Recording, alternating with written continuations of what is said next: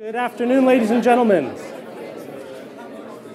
Good afternoon. Thank you for coming to our session. This session is Generation Y Paradigms of Work and Leadership. Thank you for following the instructions. Given the high proportion of people on the right-hand side of the room, this is a very youthful audience or an audience full of fibbing fibbers. We shall see. I'd first like to introduce my compatriot and partner in crime, Richard Hytner. Richard is an alumnus of the school. He was in the Sloan class of 2003. He's the deputy chairman worldwide of Saatchi & Saatchi. He's the author of Consigliere, Leading from the Shadows, which just came out a couple of weeks ago. At uni, Richard tread the boards with Stephen Fry, Emma Thompson, and Hugh Laurie, now the most well-paid actor in America. And Richard is also now treads the boards at London Business School as faculty, where his rewards are both intellectual and spiritual. And this is Adam Kingl. He's the Director of Learning Solutions. Strictly speaking, he should be on this side and I should be on that side, but we'll come back to that. I first got to know Adam about 6 years ago when he and I worked together on his Emerging Leaders program, where he was the program director. I really warmed to Adam when we got talking about his background. He did consulting work for Disney, for Pixar, and I had him do improvisation in the session I ran on creativity for emerging leaders. Now, the yes-no does not mean he's about to subject you to some improvisational embarrassment, but he will reveal what that's all about in a minute. Now, he revealed something about me. The one thing you need to know about Adam, which I didn't know until today, was that he was once the voiceover of a pig in a Guinness commercial. This is true. I leave you to the mellifluous tones of Adam Kingl. No samples. No. Right, so let's talk about this. You've received voting cards because in addition to sharing the results of a 5-year poll looking at Gen Y attitudes, we also want to do some snap polls. And in particular, the way we've arranged you the way we have so that we can very quickly see if there are similarities or differences in some questions we ask between the Gen Ys and the other generations. So you'll see the wiser, more beautiful generations. How's that? Okay, so you have, no, I'm just kidding, they're really not. So you have yes, green yes, and a red no. And if you're not paying attention, you'll vote red on, so do pay attention. So let's just test that right now. You should all not be sitting on it, but have that in your lap. First question, do you understand your instructions? There are some no's. If you are sitting next to a no, please have a brief conversation with them. I hope for theirs and your sake it is a brief conversation. Okay, so we're talking about Gen Y paradigms of work and leadership. Now, this whole survey started by looking at what are the trends in some of the generations toward work. Now, just so we're all on the same page in terms of what generations we're talking about, these are the generations that just have been, are in, or about to assume a professional life. The silent generation was arguably the last generation that could rely on having a job for life. They're also arguably the last generation that could contemplate early retirement. The baby boom generation was starting to look at job mobility. Generation X, my generation, was the first generation in quite a while to really embrace entrepreneurship, but also exploded the idea of a job for life. And Generation Y is arguably exploding the concept of having a traditional job at all. Generation Z, because you can't have a Generation X or Y without a Generation Z at some point. One wonders why they didn't start a Generation A, because then they would have had more to go through. It's like saying, why have a modernist art movement, right? You have nowhere to go after that. But the Generation Z is the wild card. But we do have actually a few leading indicators of what they might be like. Now, what's interesting about the Gen Y survey that we're going to reveal to you today is that this was conducted by participants on the London Business School open enrollment program called the Emerging Leaders Program. These are all effectively Gen Ys, and because they are on this executive development program, they have already been earmarked by their companies as high potentials. So they're not just interested in the fact that they are Gen Ys, they're interested in the fact that we know that they are the most probable group to be our CEOs of the future, because they already are on that hypo track. This is where the survey started, in just qualitative, informal conversations with colleagues, friends, particularly in Gen X, we noted this idea. It just, in the pub, we were saying, isn't it interesting? Our grandparents typically had 1 to 2 employers in their lifetime. Our parents had 3 to 4. At the rate at which Generation X is changing jobs, it will probably be roughly 7 to 8 employers in our lifetime. At the rate at which we observe Gen Ys are changing employers, they will have 15 to 16 in their lifetime, which leads us to ask, will Gen Z have 32 employers in their lifetime? So those of you who aren't mathematicians in the audience, you may though have noticed that there is a pattern in these numbers. I'll remove the words so that it becomes a little bit more obvious, but it does appear that the number of employers are doubling with every generation. So does that really mean that if Gen Y is really going to have 16 employers in a lifetime, is the longer living, higher mobile, yet to be employed Gen Z going to have 32 employers? I'll say that again, 32 employers in a single lifetime. This clearly changes the paradigm of work. But we can't speak to many of them because they're between 0 and 9, 10 years old, but we can speak to Gen Y. So as I said, this was a group attending the Emerging Leaders Program. Since 2009, we started the survey, and they have attended the program in 2 cohorts per year for the last 5 years. Their average age is 29, so they're right in the middle of that generation band. They come from 37 different countries around the world, a little bit more weighted toward Europe and the Middle East, but that represents our stakeholders and most of our students. And the first question we asked them in this survey is, just to validate this observation, how long do you expect to stay with any given employer? So when you start a job, what is that voice in the back of your head telling you in terms of how long you reckon you're going to stay? And we gave them 4 options, 11 plus years, 6 to 10, 3 to 5, and 1 to 2 years. Well, only 5% said 11 plus years. Now I thought at this point, surely the percent is going to go up for 6 to 10. But it didn't. It was also just 5%. Then we had a huge spike at 3 to 5 years. 53% said, when I start a job, I am anticipating I'm not going to stay more than 3 to 5 years, which of course means that 37% said that they are going to be with an employer for no more than 1 to 2 years. Now what's interesting about this is that 90% therefore said that they plan to leave within 5 years, and over a third said that they are going to stay no more than 24 months. So just to put that in context, when you hire 1/3 of your Gen Ys, they are already saying that within a matter of months, they are out the door.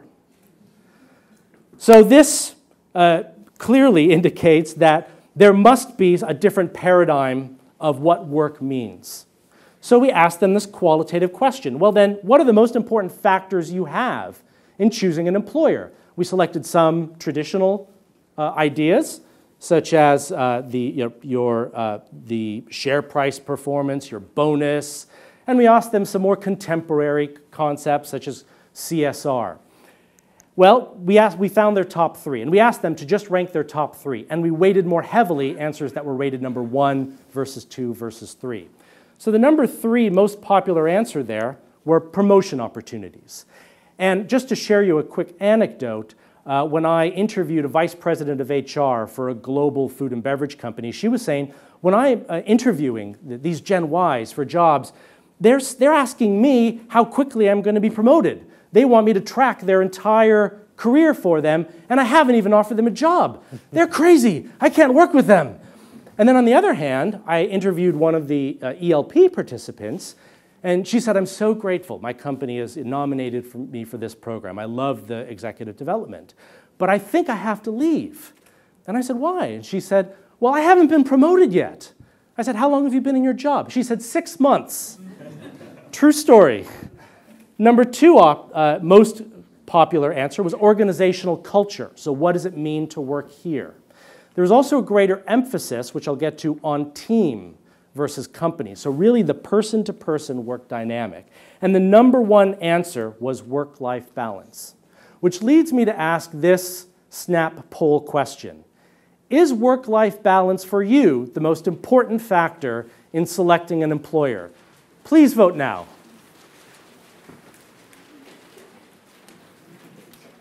Fascinating. Well, in this group, you are bucking the trend. In fact, I think there are more no's on this side of the room than on this side.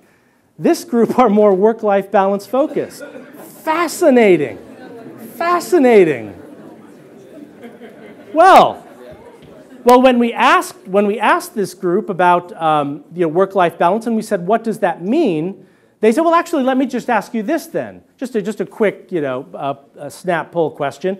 Do you think this means that these ELP participants are just job-hopping lazy bastards? Please vote now.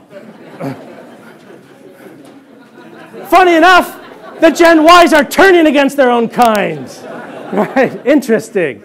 Well, what they said is, look, it's not about that we want to work fewer hours, but we want to work more flexibly. So we want to work from home more often. If we want to go, spend time with family or friends on a Thursday afternoon, of course I'm going to put in the hours. I might do it on the Saturday. I might, work from home on another day. So it really isn't about volume of work, but the membrane between work life and life is becoming ever more permeable for the audience that we've surveyed. So just putting the story together here, 90% said they were leaving within 5 years. Over a third said they would be leaving within 24 months. Then we asked them, are you more loyal to your team or to your organization? And 54% said the team. While that isn't much higher than the other percent, just the fact alone that 54% said they had a higher affinity to their team is in and of itself a dramatic, I think, response. And then finally, what it might indicate is that top employer promotion, engagement, tools aren't necessarily the traditional benefits. Long-serving benefits, such as pensions, tenure-based assets, which arguably are not valued the way they were. So the question is, are employers catching up with the paradigm of the employee who might be expecting something quite different?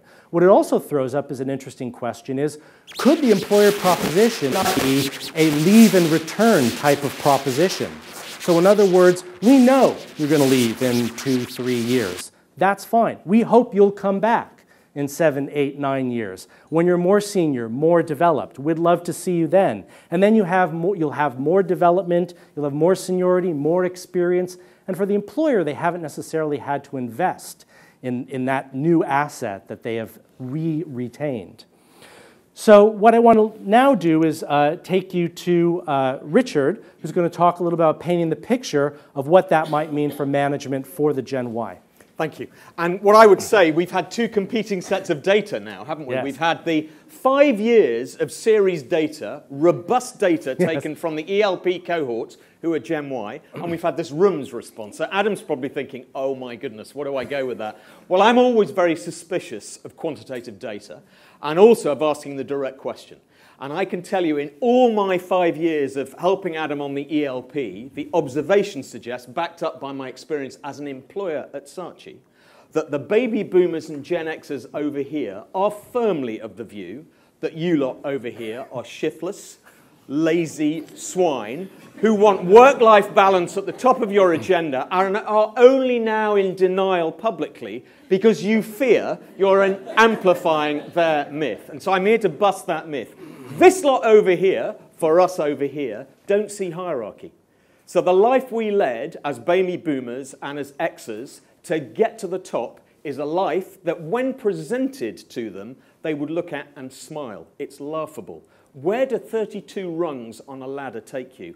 Nothing other than dizzying vertigo. It's not something they see in their mind's eye. They see work as a multiple portfolio of opportunities. They are adventurers with deep ambition, with real hunger, and with a real work ethic. That's actually what this generation is about. So they see what Herb Simon called as a network of possible wanderings. If you read Teresa Amabiel's Creativity Killers seminal article in the HBR, she quotes Herb Simon as saying, a network of possible wanderings is critical for creativity, and it's critical to this particular cohort. 32 opportunities are an opportunity each time to take a new adventure, to take some kind of lateral step forward, if you like, to a portfolio of opportunities that never ends.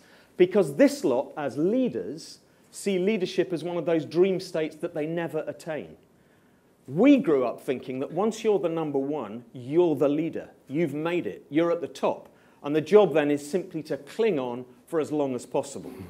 Something which is actually proving to be almost impossible anyway. This lot see leadership as a journey, as a destination never quite to be attained. So for us as employers of this kind of talent, we're looking to reframe the conversation entirely into one that's far more reciprocal. Instead of whinging about the selfish generation, we need to think of how we can help this generation advance and progress without simply looking at promotion as the only answer, or to ask them to kind of worship at the gods, as we did, of loot and of the ladder, of the rungs up. So it's a reframed conversation. It's about doing the kind of things that we aspire to do as an employer at Saatchi, which is to give people responsibility that scares the living daylights out of them. You will only keep this lot for more than that 24 months if you give them a challenge that's truly frightening. Early responsibility, recognition. Not the kind of recognition that we've indulged them in as parents, which is, you're wonderful, you're breathing, it's incredible. But well done, for a job seriously well done. They're also, as we have become, they're insatiable learners. That's why they kind of want to be leaders. That's why we give them the chance to lead. They are absolutely curious to their, deep down, to their toenails. They're real learners, and they need joy. They want joy. They're looking for lateral opportunities and opportunities sooner. So we need to start thinking about projects, assignments that go, for the next 6 months, you need to learn how to be a team decider. Do that. For the next 6 months, you need how to improve your listening skills because you're a lousy listener. Do this. And that's what they're looking for. And that's why in the book I have just published, I talk about an end, the iniquity of the numbers, where we talk about the number one and everybody else is the number who. All supreme leader, subordinate heeder. And we need to replace those with the genuine leadership roles that exist throughout any organization, where of course you have those traditional, conventional leadership roles where you're leading a team, you're leading a discipline, a function, a geography. But you can also lead from the shadows. You lead from a position where you're liberating your leader, taking the weight of the world off your leader's shoulders. You're educating that leader with fresh ideas, provocation, thought leadership. You're anchoring that leader in the truth, and you're delivering. You're making things happen for that leader. And those are all legitimate C roles that will really expand the emerging leaders and Gen Y's feeling of a journey towards complete leadership. Right. Thank you. So now we wanted to look at projecting into the future. And this actually isn't that far into the future because the oldest band of the Gen Ys are in their early 30s. So they are already assuming management roles, executive roles in their own right. So the future is really now. It is upon us.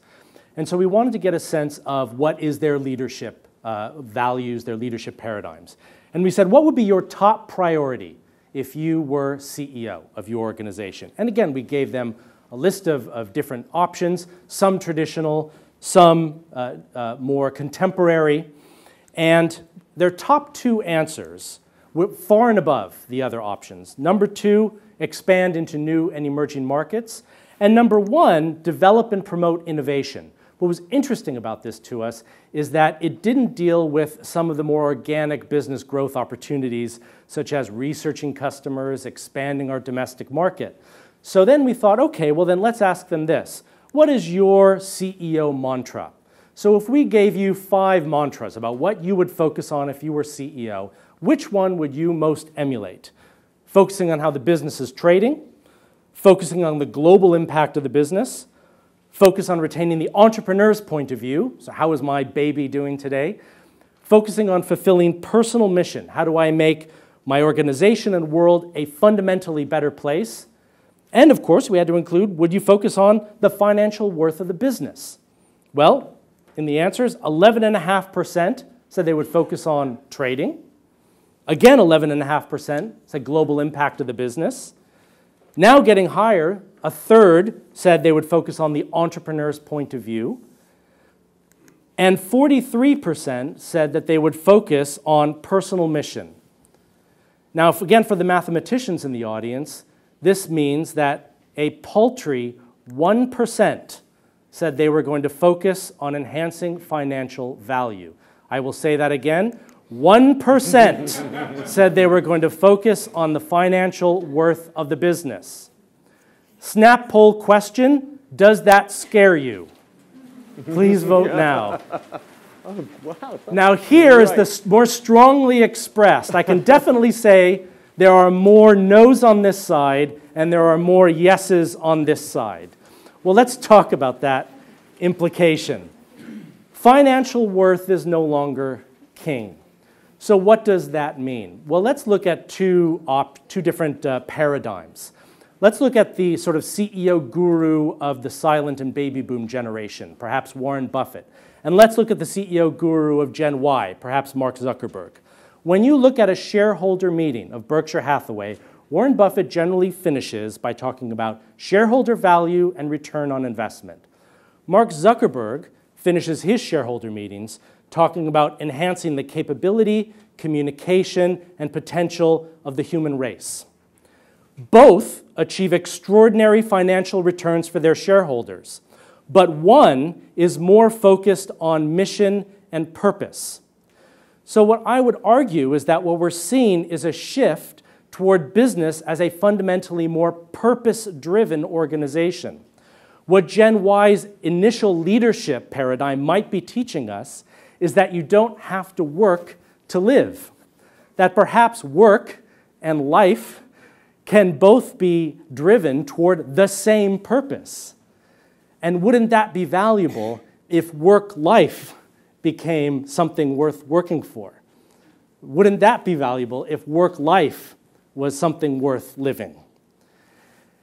And so I think as the nature of leadership changes and CEO-ship changes in organizations, so too must the nature of business itself.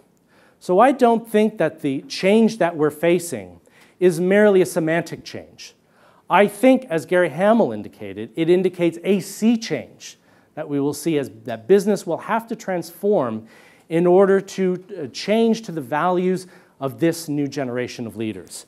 I think, actually, that's incredibly exciting.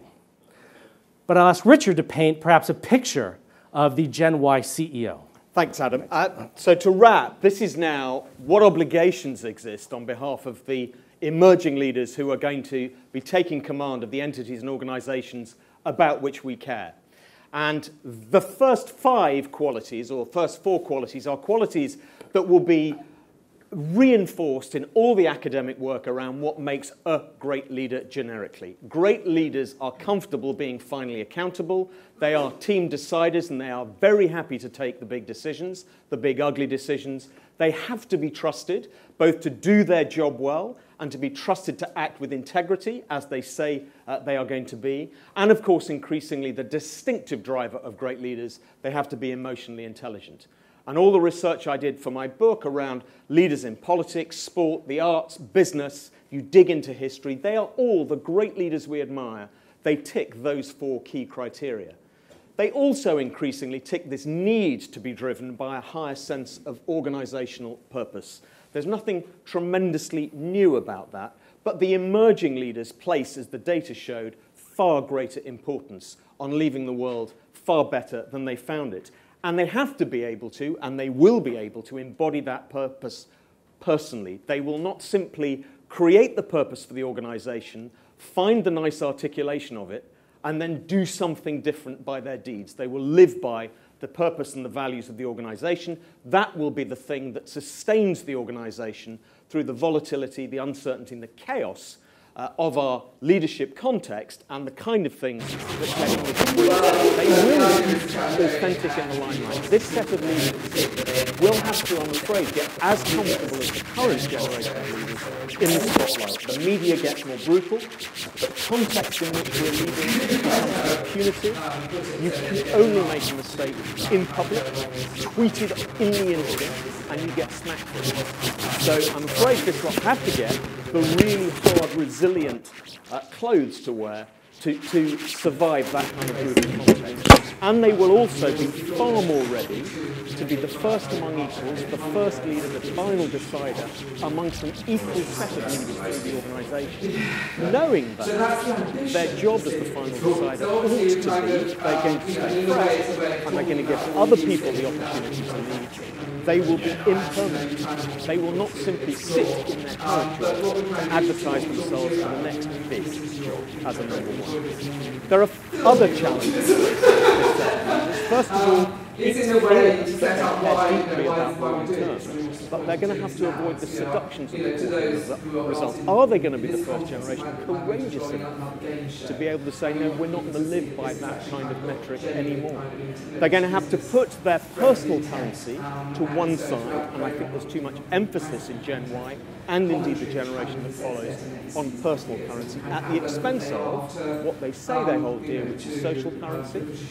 They are going to have to avoid all those temptations of what happens to leaders who spend too much time warming themselves in the limelight, and they're going to have to protect themselves with hubris factor 50 or 75 or 100. They are going to be in there, in the spotlight. I'm afraid there are big temptations that come along. And to do that, they are going to have to, and you are going to have to, really tackle this myth that you're self-inflicted. And we would argue, Adam and I, that the one thing you can stop in this is the selfish. Stop taking them. Just stop it. I said this on Bloomberg this morning, and the anchor, who confessed on Gen Y at the end of the programme, said, can we do a selfie? You've got to reveal your generosity, because fundamentally you're a more generous lot than we were. And I think that shows in the work you do and the jobs that you're taking and the kind of challenges you're taking. And then finally, you are going to do to others as you would have done to yourselves. And if you crave variety, if you crave opportunity, you've got to provide that for everybody else as leaders. And cast and curate your leaders across the C-suite, as I would call it, much more carefully and much more generously. So that's Gen Y. We hope we've provoked. We hope we've left you with some ideas, both with which to agree loudly and also to challenge us and disagree with us loudly. So we're looking for some heat in the room. I think we have time for questions. I'm looking at Meredith and she's nodding. So please, any thoughts that you'd like to share back with Adam and I beyond the yes or no? And speak nice and loudly. Yes, sir. Yeah, you're talking about Gen Y moving away from the short-term quarterly results. The trouble is their bosses are not Gen Y, and they're still focused on quarterly results. So how do you get out of that sort of hamster? Well, I'm talking right now, and Adam will build on this. I'm talking right now. What are this lot going to be like when they get given command, when they grip command? For now, as we teach them and as we spend time with them, there is frustration that they're seeing the world through this lens, and as you say, their bosses, their A's are looking at it through a different lens. And that leads to discomfort. By the way, that leads to more of them saying, not for me, I'll go and start up my business, and I'll play by the rules that I believe are right for the times. That's why we're seeing so many more startups. And what I would add very quickly is as more and more Gen Y CEOs come into those positions, yes, the market might be punishing them for not signaling what they want to hear in terms of quarterly financial results. However, as there are more and more Gen Y CEOs, so are there more and more Gen Y investors. Oh no, it's not. And one final thing, this lot are going to have to wake up to the fact that money has to be made. There's no sustainability that isn't economic sustainability. Yes? I want to get to that point, going back to where only 1% of Gen Y said putting financial results is important. Isn't that kind of mentality putting the cart before the horse? If you've got great product, you know your customers, you care about them, you've got the mission, that drives your results. Not, let's get a 50% return on capital. Correct. And that drives your decision making. It's decisions that drive return on capital. Isn't that kind of how... I think that's brilliant. Yeah, it's redefining what is an output and what is an outcome. I think is exactly what you're saying. And you would find most of the leaders on this side of the room would agree with exactly what you've just said. It's just that the context in which they're leading puts a different emphasis on what they have to put first. But the great companies, even now, do exactly as you suggest. Yes? One attribute that's missing from Gen Y CEOs of the future, you mentioned, is internationally aware, cross-culturally sensitive, Where's the international? Well, you're absolutely right. They are citizens of the world. I think in those 32 opportunities, many of them will be fed by, and I'm looking at Sarah now, who told me she quit the equity world, the corporate world. People think, oh my God, that's a job I would die for. And she's now going to become a portfolio kind of advisor to a whole bunch of startups. But I heard today, even today, people will say, I want 3 months off to go and get an experience immersed in a completely different culture. Organizations are going to have to be really comfortable saying that's absolutely fine. Because we're more project-based, we're more nimble, off you go to India and then come back. Off you go to Romania and then come back. So 100%, much more global immersion. And you take companies like Deloitte, the Big Four, and if you want to go work, if you're young and you want to go work in a different country, you practically have to move. Yeah. That's not going to. That's where the reframe has to take place. Yeah. Yes. I'm a self-declared baby boomer. Yes. Visual myself. I just want to check because I think this has been brilliant, and I've heard some of the previous talks. Professor Scott, I think, was really great at describing that 18 to 35.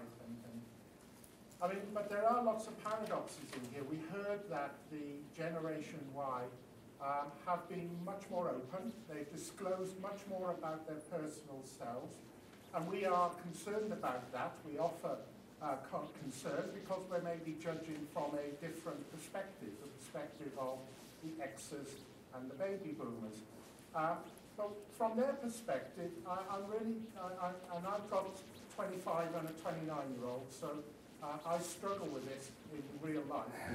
I just try to understand from the Generation Y how they might judge the concerns that we have in the context of the fact that they will be the middle-aged people in not very many years with the Z top on their tails, and we don't know what the Z are going to be like when they finally reach the market.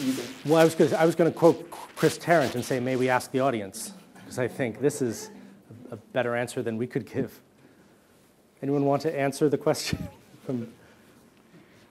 There's your answer. I'm going to give you time. Yeah. I think the positive spin on this is they are very open.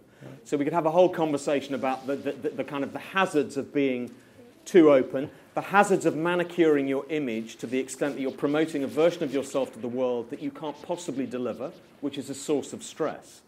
But I think the opportunity for this generation's openness is to declare their personal ambitions much more overtly to their organizations. Because where Adam talks about a purpose-driven organization, in our experience, the magic happens when an organization's purpose is married with a deep understanding of what the talent's personal purpose is and where there is crossover and how you can help each other. It's a relationship founded in much more reciprocity. So I think there are some hazards in being kind of uncurated about what you put out there into the world. But the real opportunity is to be utterly transparent about what it is you're aiming to do in life. If it is 3 months off abroad, let's hear it. Let's as opposed to, I can't say that because I'll immediately get consigned to some irrelevant department. Yeah.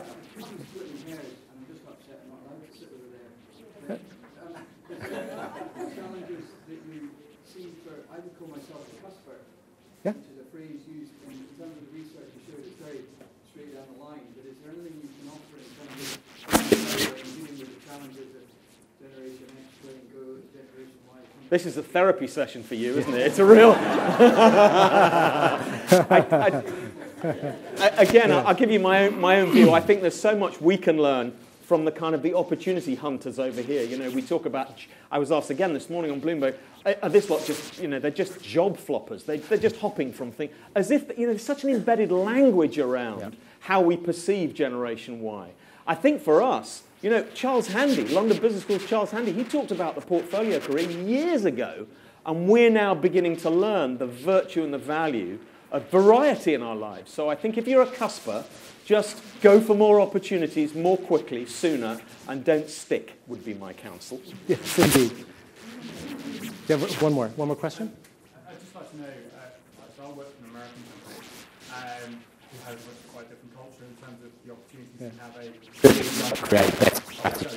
Do you see Generation Y aspirations of the challenges changing across countries, or is it very much Yes. broader, how they're going? Well, in terms of the survey, interestingly, we didn't see dramatic differences in opinions or results from continent to continent, region to region, which was fascinating. In particular, I was expecting to see much more affinity toward one employer longevity in, for example, Japan. But that wasn't so. And so this, and as I was sharing this with Itochu in Tokyo just a couple weeks ago, this is rocking their world. And they really are thinking about, what they will have to do differently. And for a Japanese company to make that, starting to make that paradigm shift is really quite seismic. How are we doing time-wise? We have one more. We have time for one more. One more. We have to get at the back. Yes, that lady there. Yeah. Yes. Okay. Where are we? Oh. Gen Z, which is the most current generation of those who are now babies, in most languages of the world, their alphabets, this indicates an endpoint. Do you predict that the generation after that will have to start all over again at letter A? What's your, any other graphic symbol? Yes, maybe we have to go into the Greeks and maybe alpha. Greek would be very good, yeah. Yes. I've just, for the book I've just written, I've grabbed A and C, so you can't have those, but so maybe we start with B. Yes. Yeah. Great. Okay. Thank you all so much for coming, and thank you for your time and great questions. Thank you very much. Thank you.